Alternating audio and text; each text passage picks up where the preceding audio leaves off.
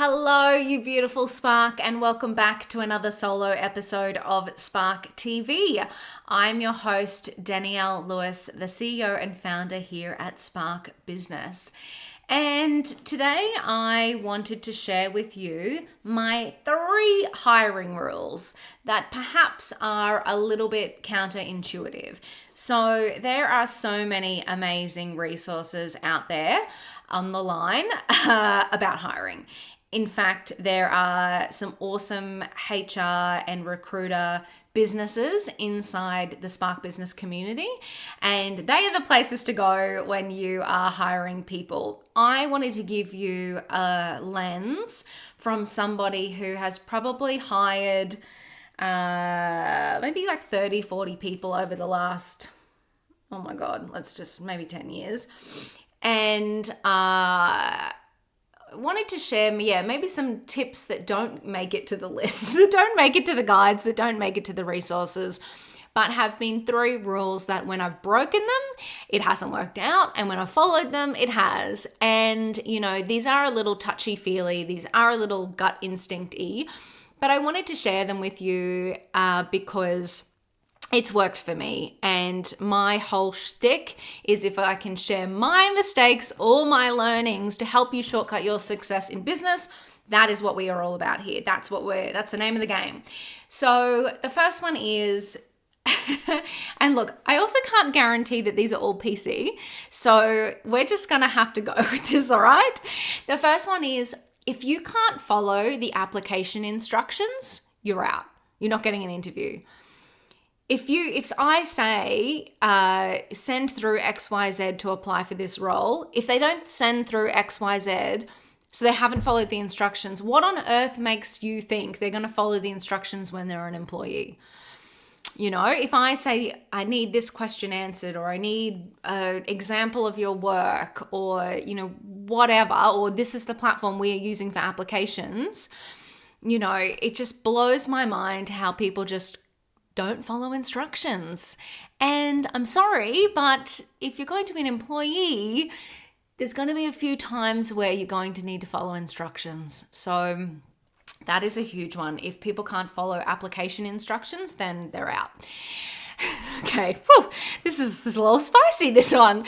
So the second one is, if I don't want to have a drink with you, I don't want to work with you. And look, insert drink. That doesn't mean it has to be an alcoholic drink. It can be a coffee. But if I don't want to spend that time with you, having a conversation over a cup of coffee, a cup of tea, a glass of wine, whatever it is, then I'm not going to want to work with you. The fact of the matter is, we spend most of our day at work. We spend most of our time with the people we work with. So if we don't enjoy their company enough to be able to sit there for 30 minutes to an hour and be social, then I don't want them on my team. I feel like having that casual check-in with somebody outside of the interview process has just been absolutely incredible for me for choosing great people to hire. The third one, which could be equally as spicy. This is not a question I ask them. This is a question that some people have asked me. If they ask about work-life balance, I could already tell that they're after more life balance. And as a small business owner or a startup, there are going to be times where people need to go above and beyond. And I know that you're not really allowed to talk about that these days. Where we live in a time where they're talking about how employers aren't even allowed to text you after hours, or you're allowed to not take a phone call after hours, or whatever it might be. I don't even know what the rules are. I'm sure someone's going to at me about this episode.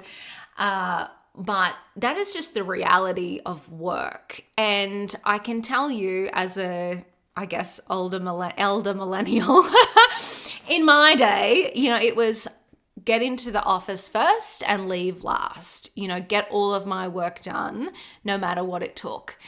And that is why I progressed in my career. That is why I'm a successful business person, because I'm willing to do what it takes to succeed.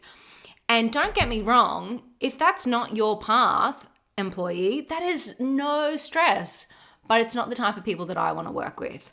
There is no judgment on the way people want to operate their lives.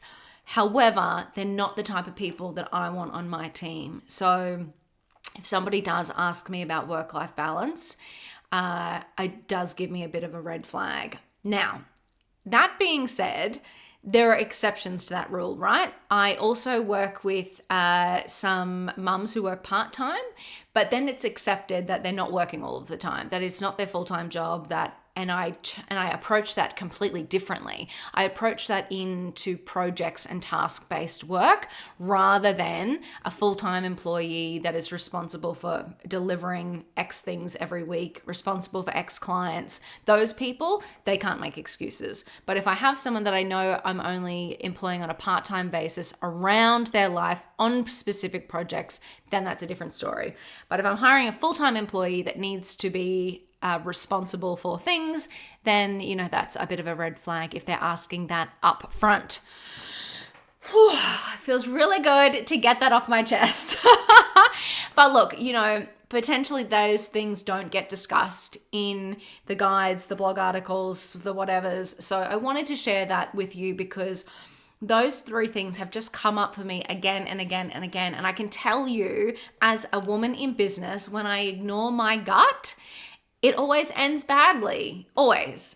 So these 3 things may be irrelevant to you. Perhaps the message I'm leaving with you today is trust your gut. When it comes to hiring, you always know.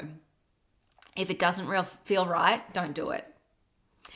That's all I've got for you today, my love. I hope you are having a fabulous day in business. Thanks for being here. Thanks for showing up for yourself. Thanks for backing yourself in business. You're incredible. You're doing amazing. Just keep going.